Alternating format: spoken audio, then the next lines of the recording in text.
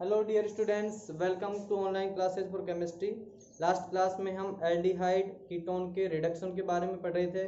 अब हम next reduction में जो रिएक्शन आती हैं उनके बारे में पढ़ेंगे। तो शुरुआत करते हैं मीरवाइन कॉन्ड्रोफ फर्ली अपचैन एमपीवी रिडक्शन अभिक्रिया। तो देखो, इस अभिक्रिया की बात करें तो इसमें हम एल्डिहाइड और कीटोन दोनों का अपचयन करवाते हैं। किसकी उपस्थिति में? तो इस रिएक्शन के लिए सॉल्यूशन लेते हैं। विलयन की बात करें तो विलयन लेते हैं iso propyl alcohol. Isopropyl alcohol सूत्र आप सब जानते हो। आइसोप्रोपिल, आइसो का मतलब क्या है? CH3CH CH3, इस समूह को बोलते हैं आइसो। आइसोप्रोपिल एल्कोहल का अर्थ है CH3CH CH3OH, यानी ये वाली स्ट्रक्चर किसके लिए बनेगी? आइसोप्रोपिल एल्कोहल के लिए। इसको तो एज ए सोलवेंट काम में लेंगे। और इसके अलावा रिएजेंट क्या लें? तो रिएजेंट लेते हैं आइसोप्रोपोक्साइड, और वो किसके साथ? एल्यूमिनियम के साथ में। तो उसको बोलते हैं एल्यूमिनियम आइसोप्रोपोक्साइड। एल्यूमिनियम आइसोप्रोपोक्साइड।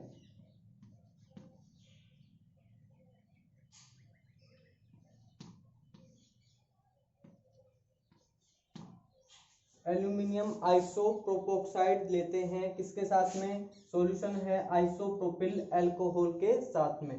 तो जब इन दोनों को एज ए रिएजेंट रिएक्शन में लिया जाता है, ये रिएजेंट हो गया, ये सॉल्यूशन, तो ये एल्डिहाइड और कीटोन का रिडक्शन करते हैं। तो याद रखना मीरवाइन कॉन्ड्रोफ फर्ली एमपीवी रिडक्शन से याद रखना एल्यूमिनियम आइसोप्रोपोक्साइड, एल्यूमिनियम आइसोप्रोपोक्साइड और आइसोप्रोपिल एल्कोहल को सॉल्यूशन के रूप में लिया जाएगा। अच्छा ठीक है, अब देखो दोनों का अपचयन करते हैं, कीटोन का भी और एल्डिहाइड का भी। तो एल्डिहाइड कीटोन दोनों का रिडक्शन इस रिएक्शन के द्वारा किया जाएगा।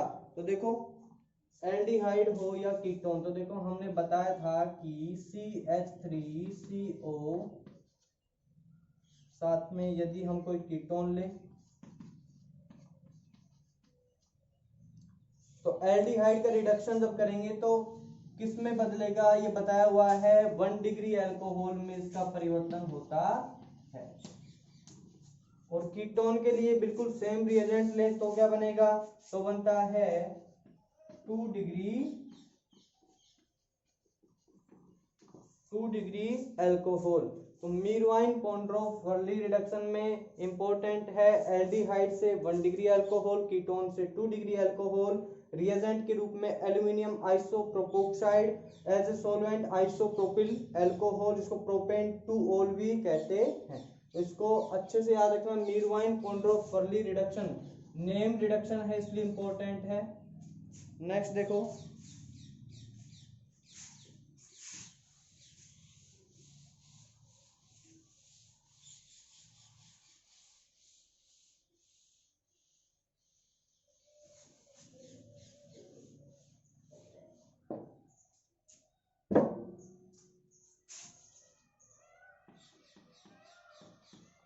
हाइड्रोकार्बन में अपचयन। हाइड्रोकार्बन में अपचयन, तो देखो हाइड्रोकार्बन में अपचयन की बात करें तो हाइड्रोकार्बन में अपचयन के लिए कौन कौन सी रिएक्शन है? फर्स्ट है क्लीमेंसन अपचयन।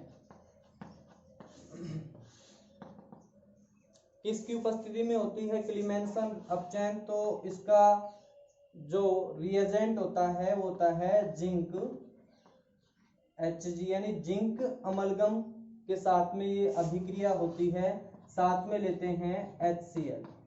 तो जिंक अमलगम प्लस HCl के साथ में जो रिडक्शन होगा उसे हम बोलते हैं क्लीमेंसन रिडक्शन। तो क्लीमेंसन रिडक्शन में बनता क्या है? तो क्या बनता है? हाइड्रोकार्बन। तो हाइड्रोकार्बन हमें यहाँ प्राप्त होता है। तो CH3CHO एल्डिहाइड का हम क्लीमेंसन रिडक्शन करवाएं जिंक अमलगम प्लस HCl के साथ में, तो हमें प्राप्त होता है CH3CH3, एक एथेन हमें प्राप्त होता है। क्लियर। इसी तरीके से किसी कीटोन का करवाएं, CH3CO CH3 zinc amalgam HCl के साथ में, तो क्या मिलेगा, तो मिलता है प्रोपेन मिल रहा है इससे। यानी हम ये कह सकते हैं कि क्लीमेंसन अपचयन में कार्बोनिल समूह के डबल बॉन्ड O को हटा करके सीधे 2 हाइड्रोजन यहाँ ऐड कर दिए जाते हैं, किसके द्वारा, जिंक अमलगम और HCl के द्वारा। इसलिए इसको क्या बोल रहे हैं, क्लीमेंसन रिडक्शन। नेम रिडक्शन है, इंपॉर्टेंट है, याद रखें। नेक्स्ट है दूसरी कौन सी रिएक्शन लिख सकते हैं इसमें हाइड्रोकार्बन अपचयन के लिए, तो रेड फास्फोरस और HI वाली अभिक्रियाएं। तो देखो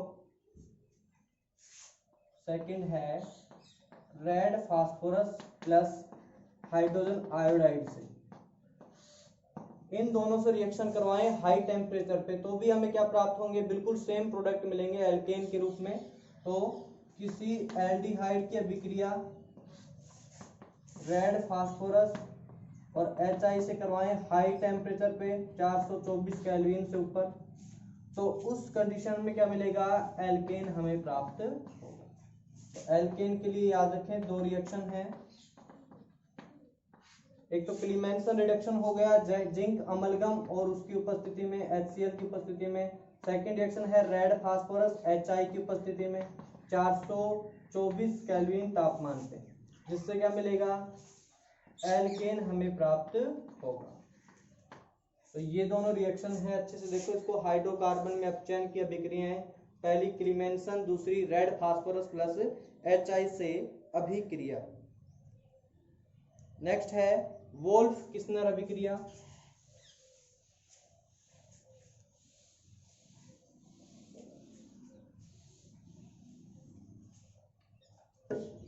वोल्फ किस्नर अभिक्रिया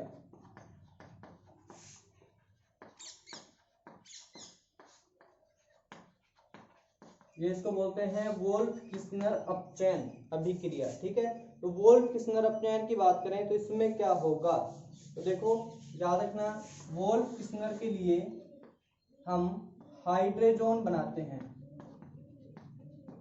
क्या बनाते हैं, हाइड्रोजन बनाते हैं, और उस हाइड्रोजन की अभिक्रिया करवाते हैं सोडियम एथोक्साइड से। किससे करवाते हैं, सोडियम एथोक्साइड से इस हाइड्रोजन की रिएक्शन करवाते हैं, जिससे हमें एल्केन मिलता प्लस N2 गैस यहां बाहर निकलती है। तो याद रखें, वोल्फ किस्नर रिडक्शन में हाइड्रोजन की अभिक्रिया सोडियम एथोक्साइड के साथ करवाते हैं, जिससे एल्केन मिलता है और नाइट्रोजन गैस बाहर निकलती है। अब ये हाइड्रोजन क्या है, इसको कैसे प्राप्त करें, तो लास्ट जो क्लास थी उसमें बताया हुआ है अच्छे से, हाइड्रोजन से हाइड्रोजन बनाना, फेनिल हाइड्रोजन बनाना, या और रिएक्शन जो थी। तो देखो एक बार फिर से देखते हैं इसको, हाइड्रोजन कैसे बनाएं। तो देखो किसी एल्डिहाइड या कीटोन, एल्डिहाइड या कीटोन की अभिक्रिया हाइड्रोजन से करवाएं तो जल के अणु का विलोपन होगा, ये पढ़ाया हुआ है, और कार्बन डबल बॉन्ड नाइट्रोजन मिलेगा।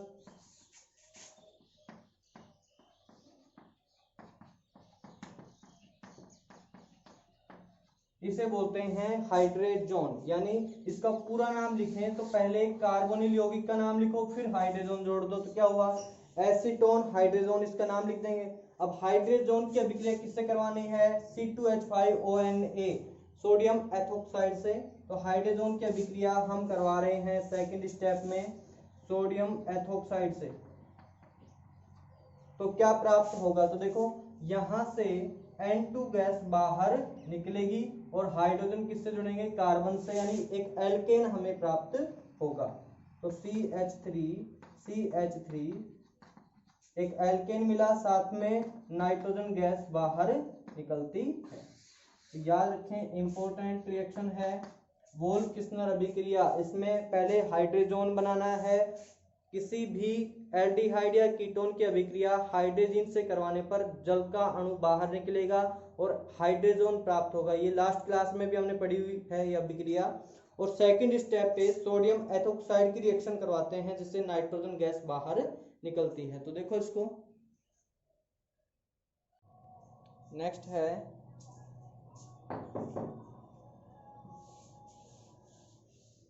पिनेकोल में अपचयन। तो नेक्स्ट रिएक्शन है पिनेकोल बनना। पिनेकोल का निर्माण कैसे करेंगे, तो देखो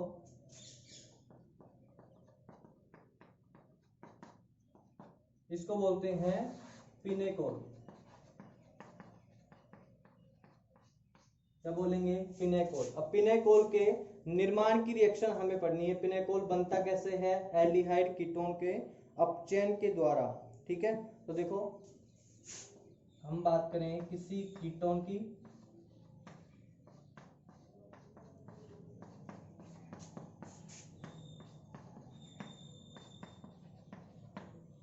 तो जब दो कीटोन के अणुओं की रिएक्शन किसके साथ में करवाएं, मैग्नीशियम अमलगम, मैग्नीशियम अमलगम के साथ में रिएक्शन करवाएं जल की उपस्थिति में। तो मैग्नीशियम अमलगम की रिएक्शन, ये याद रखें, ये इंपॉर्टेंट है। रिएजेंट मैग्नीशियम अमलगम के साथ में और एज ए सोलवेंट लेते हैं H2O, कीटोन की रिएक्शन करवाते हैं तो क्या होगा, तो देखो यहाँ दोनों बॉन्ड टूटने के बाद में यहाँ एक सिग्मा बॉन्ड बनता है कार्बन के लिए, साथ में यहाँ पर एक H और यहाँ पर एक H यानी हाइड्रोजन जोड़ते हैं। तो इस रिएक्शन में हम साथ में क्या लिखेंगे, यहाँ पे प्लस H2।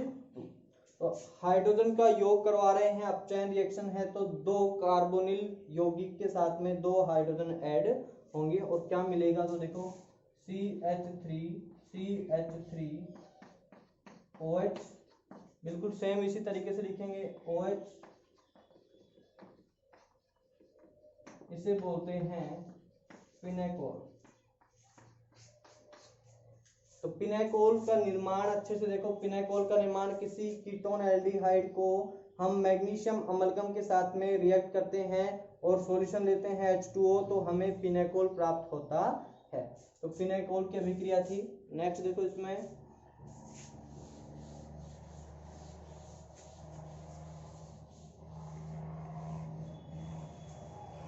अब हम बात करेंगे अल्फा हाइड्रोजन की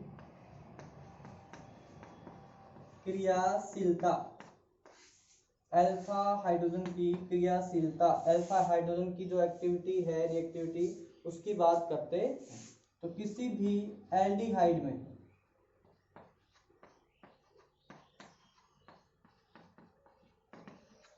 या फिर किसी कीटोन की बात करो,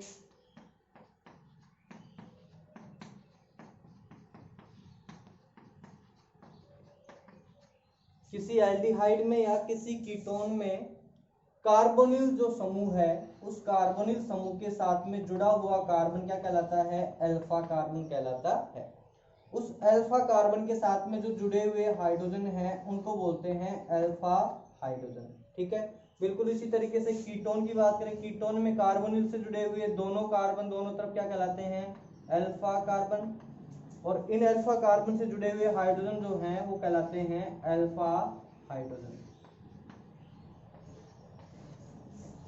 तो हमें पढ़ना है अल्फा हाइड्रोजन की क्रियाशीलता, ये कैसे रिएक्ट करते हैं किसी केमिकल रिएक्शन के लिए। तो अल्फा हाइड्रोजन की क्रियाशीलता की बात करेंगे, तो देखो सबसे पहले बात करें इसका नेचर क्या है, किस तरीके से हम इसको डिफाइन कर सकते हैं। तो देखो कार्बोनिल समूह है, यहाँ कार्बन का संकरण है sp2, पहली बात, फर्स्ट पॉइंट है यहाँ पे। सेकंड पॉइंट ये है कि यहाँ अधिक विद्युत ऋणी ऑक्सीजन परमाणु कार्बन के साथ में जुड़ा हुआ है, तो ये बॉन्ड के इलेक्ट्रॉन को अपनी ओर खींचेगा। तो इस कार्बन का दूसरे कार्बन पर, अल्फा कार्बन पर कौन सा प्रभाव पड़ेगा, -I प्रभाव। तो सेकंड पॉइंट क्या कहता है, -I प्रभाव पड़ रहा है CO समूह का अल्फा कार्बन पर। अब जब ऐसा होगा तो कार्बन के पास इलेक्ट्रॉन की क्या होगी, कमी होगी, और वो इलेक्ट्रॉन कहां से लेगा, हाइड्रोजन की तरफ से लेगा, और हाइड्रोजन की तरफ से लेगा तो हाइड्रोजन जल्दी से जल्दी किसी बेस की उपस्थिति में, किसी क्षार की उपस्थिति में क्या करेगा, दोनों इलेक्ट्रॉन कार्बन को देकर के खुद किस रूप में निकल जाएगा, H+ यानी प्रोटॉन के रूप में निकलने की कोशिश करेगा। तो फिर से देखो इसको एक बार, फर्स्ट पॉइंट है कार्बन है sp2 संकरित ऑक्सीजन कार्बन से अधिक विद्युत ऋणी है तो बॉन्ड के इलेक्ट्रॉन का झुकाव किस तरफ होगा, ऑक्सीजन की तरफ। अब ये कार्बन जो है वो sp2 संकरित है तो इसका दूसरे अल्फा कार्बन पर कौन सा प्रभाव होगा, तो प्रभाव होगा -I प्रभाव। अब -I प्रभाव होगा, बॉन्ड के इलेक्ट्रॉन लेगा तो इस कार्बन पर इलेक्ट्रॉन की कमी आएगी और ये हाइड्रोजन के तीनों बॉन्ड से इलेक्ट्रॉन लेगा और उस कंडीशन में किसी बेस की उपस्थिति में जल्दी से जल्दी हाइड्रोजन निकल सकते हैं। इसे बोलते हैं अल्फा हाइड्रोजन की क्रियाशीलता। अब ये इसके लिए दो रीजन हमारे पास हैं। पहला है -I प्रभाव, ठीक है, पहला है -I प्रभाव, ठीक है। -I प्रभाव या +I प्रभाव की बात करें तो -I प्रभाव या +I प्रभाव इनवर्सली प्रोपोर्शनल टू होते हैं दूरी के, यानी यदि दूरी बढ़ेगी तो इनका प्रभाव घटेगा, दूरी घटेगी तो इनका प्रभाव बढ़ेगा, ये सबको पता है। तो फिर क्या करें, तो देखो यदि अपने पास एग्जाम्पल है CH3 CH2 CH2 CHO। अब यहां से कार्बोनिल के लिए ये है अल्फा कार्बन, ये बीटा कार्बन, ये गामा कार्बन। तो अल्फा कार्बन के हाइड्रोजन पर तो इनका प्रभाव पड़ता है -I, लेकिन इन पर इतना -I प्रभाव नहीं लगता क्योंकि यहाँ कार्बन से इनकी दूरी क्या हो जाती है, बढ़ जाती है। और हमने पढ़ा है कि -I+I प्रभाव is inversely proportional to distance. तो देखो यहाँ पर जब हाइड्रोजन निकालते हैं तो क्या होगा, तो फर्स्ट तो हमने पढ़ लिया कि -I प्रभाव के कारण अल्फा हाइड्रोजन क्रियाशील होते हैं। सेकंड पॉइंट क्या कहता है, फर्स्ट पॉइंट है कि -I प्रभाव के कारण ऐसा हो रहा है। सेकंड पॉइंट देखते हैं,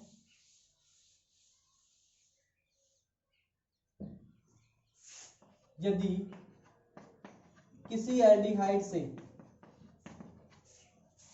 हाइड्रोजन निकाल दें तो यहाँ कौन सा चार्ज आएगा, माइनस चार्ज, क्योंकि H+ निकलने के बाद माइनस चार्ज आता है, सबको पता है। और जब माइनस चार्ज आता है तो ये माइनस चार्ज कहाँ रहेगा, रेजोनेंस में या अनुनाद में या कंजुगेशन में रहेगा, किसके साथ, कार्बोनिल के साथ, सबको पता है। और जब ऐसा होगा तो एक रेजोनेंस स्ट्रक्चर भी बनेगी, CH2 डबल बॉन्ड CO-, ये वाली। तो दो रेजोनेंस स्ट्रक्चर इस एक्स्ट्रा इलेक्ट्रॉन डेंसिटी को अपने पास रखते हैं, तो शेयर करते हैं एक्स्ट्रा इलेक्ट्रॉन डेंसिटी को। एक कार्बन कर रहा है, दूसरा ऑक्सीजन कर रहा है, ठीक है। तो इससे स्टेबिलिटी क्या होती है, इंक्रीज होती है, बढ़ जाती है, सबको पता है। इलेक्ट्रॉन की कमी को जितना ज्यादा बांटेंगे, इलेक्ट्रॉन की अधिकता को जितना ज्यादा बांटेंगे, शेयर करेंगे, उतनी ज्यादा स्टेबिलिटी बढ़ती है, सबको पता है। अब इस कंडीशन में H+ निकालने पर माइनस आयन जो बन रहा है उसका स्थायित्व क्या है, अधिक है। और दूसरा कारण ये बन जाता है कि H+ अल्फा हाइड्रोजन को H+ के रूप में निकालने पर बनने वाला एनायन, कार्ब एनायन का स्थायित्व अनुनाद के कारण बढ़ जाता है, इंक्रीज हो जाता है। तो पहला रीजन था हाइड्रोजन, अल्फा हाइड्रोजन की क्रियाशीलता का -I प्रभाव। दूसरा रीजन है कि -I प्रभाव के अलावा माइनस आयन बनने वाला जो है उसका स्थायित्व रेजोनेंस के द्वारा बढ़ जाता है। तो ये दोनों रीजन है अल्फा हाइड्रोजन की क्रियाशीलता के, तो इनको याद रखना। अब इससे संबंधित रिएक्शन देखते हैं। तो देखो एक मोस्ट रिएक्शन है एल्डोल संघनन।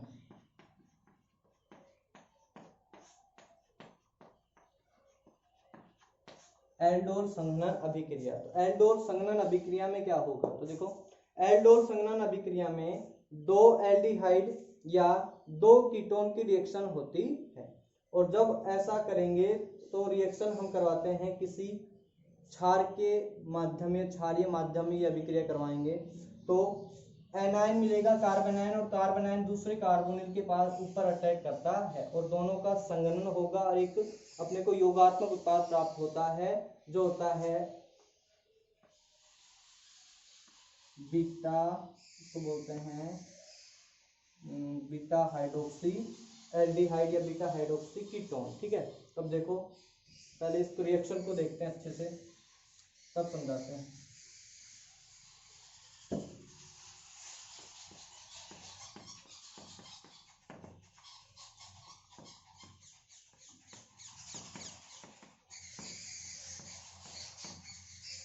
एक एल्डिहाइड की रिएक्शन दूसरे एल्डिहाइड से करवा रहे हैं, ठीक है, क्षार की उपस्थिति में। तो हमने क्षार की उपस्थिति लिखी यहाँ पर NaOH की उपस्थिति में।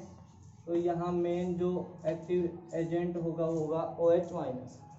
तो OH माइनस क्या करता है, एक हाइड्रोजन को लेगा, अल्फा हाइड्रोजन को, और जब ये यहाँ से अल्फा हाइड्रोजन को लेगा तो क्या मिलेगा हमें, यहाँ पर मिल जाएगा माइनस चार्ज, और वो माइनस चार्ज कहाँ अटैक करेगा, कार्बोनिल के ऊपर। तो अच्छे से याद रखना फर्स्ट स्टेप में हमें क्या प्राप्त होता है।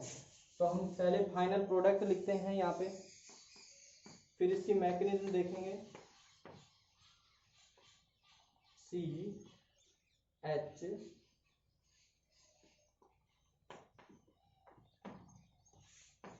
तो हमें मिला बीटा हाइड्रोक्सी एल्डिहाइड, तो प्राप्त होता है बीटा हाइड्रोक्सी एल्डिहाइड। अब इस रिएक्शन के लिए मैकेनिज्म की बात करें, किस प्रकार से अभिक्रिया होगी, तो मैकेनिज्म की बात करें तो देखो, सबसे पहले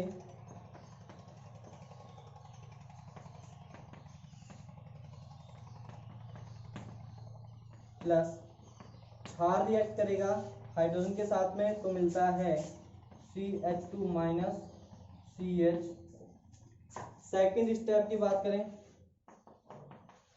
सेकेंड स्टेप में ये एज ए न्यूक्लियोफाइल अटैक करता है दूसरे कार्बोनिल के कार्बन के ऊपर, तो दूसरे कार्बोनिल के कार्बन के ऊपर अटैक करेगा।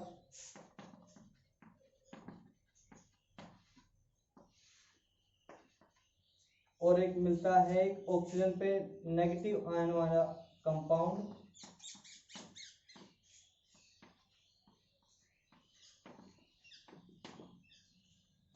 थर्ड स्टेप में क्या करें, तो थर्ड स्टेप में रिएक्शन करवाते हैं इसकी किसी एसिड के साथ में, वाटर के साथ में रिएक्ट करवाएं।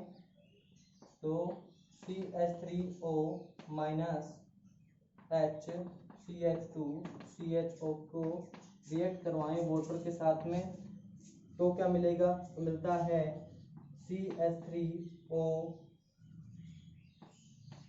OH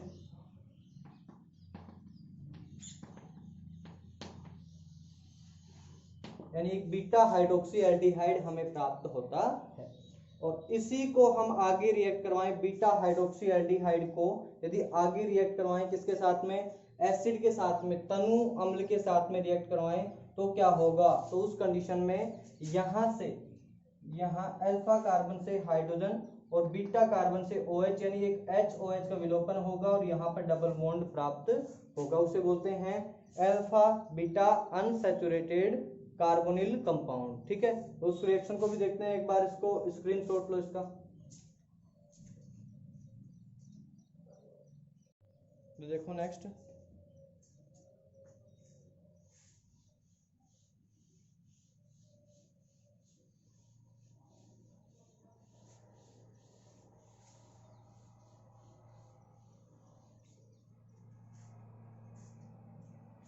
इस अभिक्रिया से बनने वाले beta hydroxy aldehyde, beta hydroxy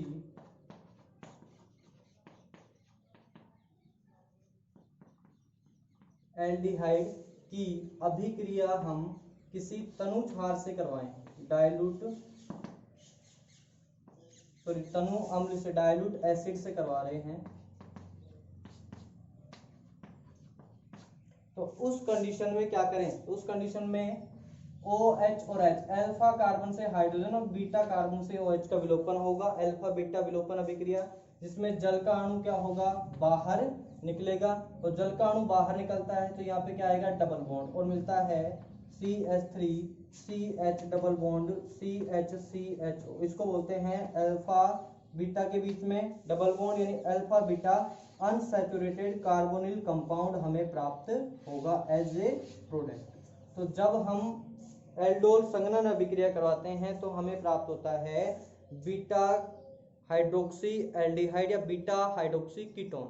लेकिन यदि हम इस अभिक्रिया को आगे किसी तनु अम्ल की उपस्थिति में करवाएं तो हमें एक अनसैचुरेटेड कार्बोनिल कंपाउंड प्राप्त होता है, जिसमें जो अभिक्रिया कौन सी थी, बीटा अल्फा और बीटा विलोपन के द्वारा हमें प्राप्त होगा। अब नेक्स्ट क्लास में हम आगे पढ़ते हैं क्रॉस एल्डोल संघनन अभिक्रिया और आगे, तब तक आप इन रिएक्शंस को अच्छे से पढ़ो।